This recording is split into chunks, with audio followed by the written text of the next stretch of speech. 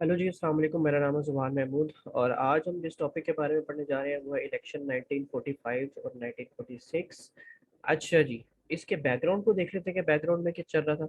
Background में अभी Shimla conference हो चुकी हुई है और बेवल ने अपना प्लान दिया था जो कि वायसराय था। उसने कहा था कि एक एग्जेक्टिव काउंसिल बनाते हैं, उस एग्जेक्टिव काउंसिल में 50% मुस्लिम्स होंगे, 50% हिंदू होंगे। उन फिफ्स में से उन 50% अब मुस्लिम्स में जो डेडलॉक आ रहा था, जो कि जिस चीज़ पे कह लें दोनों जमातें नहीं बैठ सकी थी, कांग्रेस और मुस्लिम लीग ने ये कहा था कि जो 50% मुस्लिम्स हैं ये सारे के सारे मुस्लिम लीग से नॉमिनेटेड होने चाहिए। और हिंदुओं ने ये कहा था कि नहीं, ये जो 50% मुस्लिम्स हैं ये किसी भी जमात से नॉमिनेट हो सकते हैं। मतलब कि उन्होंने कह लें एक पाथवे बनाया था कि जिससे कह लें कि कांग्रेस अपने मुस्लिम लीडर्स इस 50% मुस्लिम कोटे के अंदर बिठा देते, क्योंकि मुस्लिम लीग के अंदर तो बहुत कम हिंदू लीडर्स, ठीक है। सो ये इस वजह से कह लें कि डेडलॉक का शिकार रही और फाइनली मुस्लिम लीग जो है और हिंदू जो है वो नहीं बैठ सके टेबल पे। फिर और ये जो शिमला कॉन्फ्रेंस थी वो फेल हो गई। अब क्योंकि वो शिमला कॉन्फ्रेंस फेल हो गई तो लॉर्ड वेवल ने, क्योंकि जो कि उधर के वायसराय थे, उन्होंने ये अनाउंस कर दिया कि अब हम इलेक्शंस करवाने जा रहे हैं, प्रोविंशियल भी और सेंट्रल भी। सो ये इलेक्शंस करवाने का मकसद ये था कि वो ये देख सकें कि क्या जो मुस्लिम जो कहते हैं कि जी हम सोल रिप्रेजेंटेटिव्स हैं, मुस्लिम लीग जो कहती है कि हम सोल रिप्रेजेंटेटिव्स हैं मुस्लिम्स के, क्या ये बात ठीक भी है कि नहीं। और कांग्रेस जो कहती है कि हम एक जमात है जो कि मुस्लिम्स और हिंदू दोनों को रिप्रेजेंट करते हैं, क्या ये बात ठीक है कि नहीं ठीक। तो इसी असना में उन्होंने इलेक्शंस करवा दिए और उन इलेक्शंस में कह लें कि बड़े ही हैरत अंगेज रिजल्ट आए दोनों की जमातों के।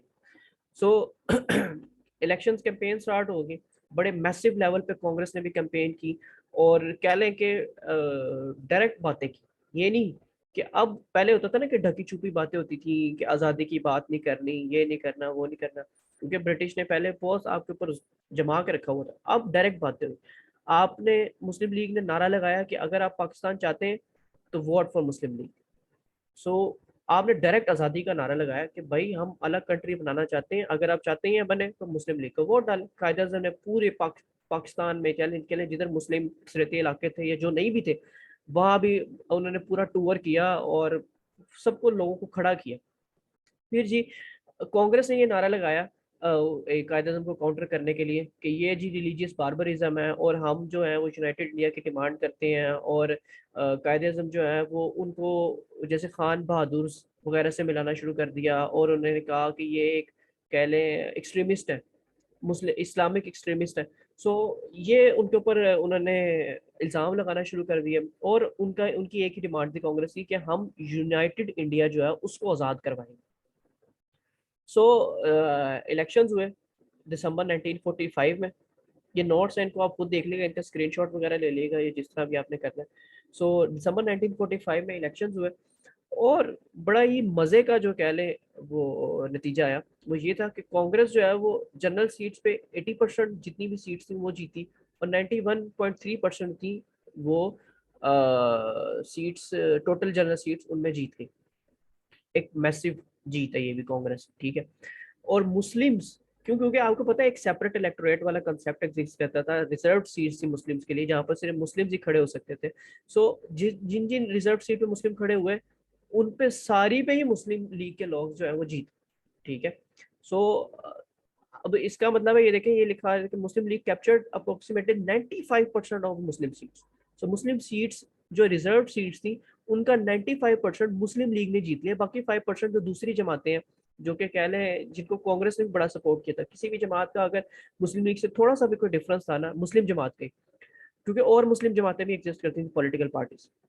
तो अगर उनका मुस्लिम लीग से कुछ जरा सा भी डिफरेंस था तो कांग्रेस ने उनको अपने साथ मिला लिया था, ठीक है। तो कह लो वो 5% एक उन जमातों ने ले लिया जो कि डिफरेंट छोटी छोटी मुस्लिम जमातें अलग थी, लेकिन 95% जो है वो मुस्लिम लीग ने रिजर्व सीट्स मुस्लिम्स की जीत ली।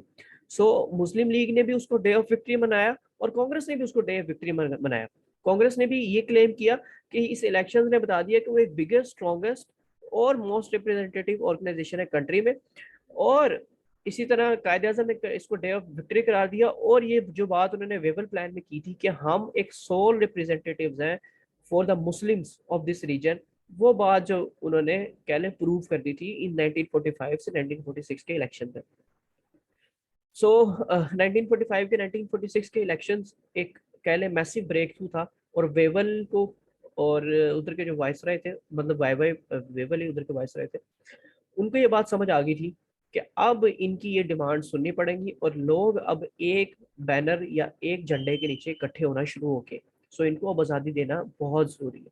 सो इसके बाद क्या हुआ वो हम देखेंगे इंशाल्लाह नेक्स्ट वीडियो में। तब तक के लिए इतना ही। मेरे चैनल को लाजमी सब्सक्राइब करनेगा और बेल आइकन को लाजमी दबा देगा ताकि मेरी नेक्स्ट वीडियो आपको टाइमली मिल सके।